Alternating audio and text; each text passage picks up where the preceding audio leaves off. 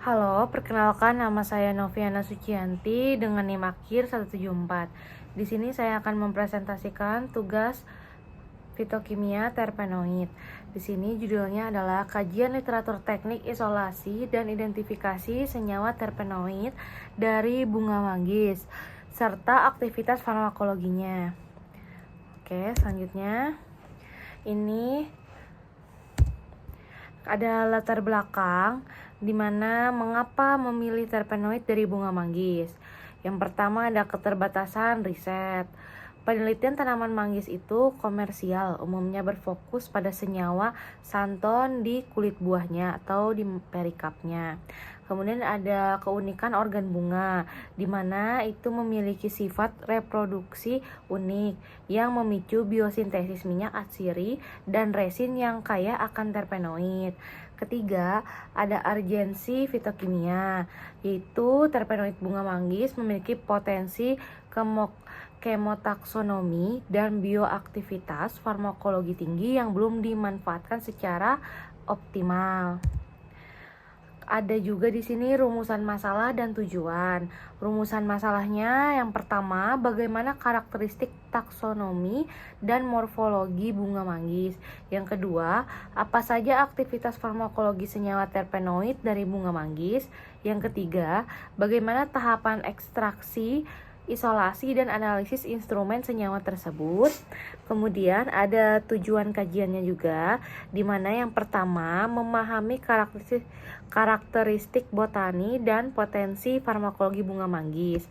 Yang kedua, menguasai metode ekstraksi bertingkat dan fraksinasi penarikan terpenoid, menelaah teknik identifikasi struktur terpenoid menggunakan instrumen. Kemudian ada kajian botani dan taksonominya. Ada klasifikasi ilmiahnya, itu dari suku ini dan genusnya sebagai terlampir. Ada juga karakter morfologi bunga manggisnya, itu seperti yang terlampir pada PPT tersebut. Kemudian ada potensi sebagai bahan baku farmasi. Sebagai bahan baku farmasi itu ada keunikan metabolitnya. Dia itu mengandung monoterpenoid, oksigenat, dan sesquiterpenoid fungsional penuntun atau lead compoundnya. Jadi aplikasi baru sediaan topikal atau transdermal itu sifatnya lipofilik. Terpenoid bertindak sebagai komponen peningkat penetrasi kulit atau skin penetration exchanger alami untuk gel anti akne atau salep radang.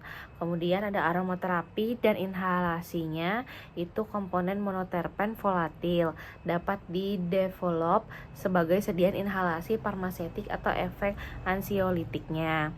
Kemudian ada standarisasi bahan bakunya, yaitu struktur dari kuncup bunga terlindung oleh sepal tebal menjaga stabilitas senyawa dari degradasi UV-nya. Kemudian di slide selanjutnya ini ada aktivitas farmakologi terpenoid. Ada dua, yaitu antioksidan, itu bertindak sebagai donor hidrogen, penangkap radikal bebas, itu serta mencegah peroksidasi lipid sel. Kemudian ada antifungi, itu mengintervensi biosintesis ergosteron pada dinding sel jamur. Setelah itu ada di slide selanjutnya metode isolasi, yaitu ada praekstraksi dan ekstraksi bertingkat. Pada praekstraksi itu pengeringan bunga dengan suhu terkontrol 40 derajat Celcius sampai 50 derajat Celcius atau freeze drying guna mencegah penguapan monoterpen volatil sama dengan penghalusannya itu kurang dari 60 mες. Terus ada ekstraksi bertingkatnya. Ada tahap satunya pakai air deionisasi, tahap 2-nya pakai N-heksana atau petroleum ether, tahap 3-nya itu ada etil asetat atau kloroform. Nah, ada metode fraksinasi dan purifikasinya juga. Itu memakai kromatografi kolom konvensional di mana fase diamnya itu ada silika gel 60, fase geraknya itu elusi gradien campuran fluoride enheksan dan etil asetat. Misalnya itu 95:5 hingga 50:50. Terus ada monitoring fraksi. Itu menggunakan kromatografi lapis tipis atau KLT di mana fraksi dengan nilai RF dan noda berupa digabungkan. Terus ada purifikasi atau kristalisasi.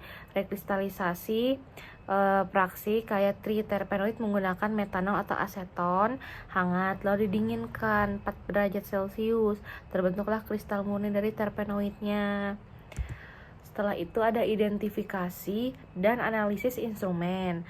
Di sini ada uji kualitatifnya, itu memakai uji Lieberman Board chart. Reaksi positifnya itu menandakan adanya perubahan warna merah ungu atau hijau biru. Terus ada karakterisasi instrumennya, itu ada FTIR-nya mendeteksi gugus gasnya sebagai berikut. Kemudian ada GCMS-nya, itu memisahkan dan mengidentifikasi fraksi terpenoid volatilnya.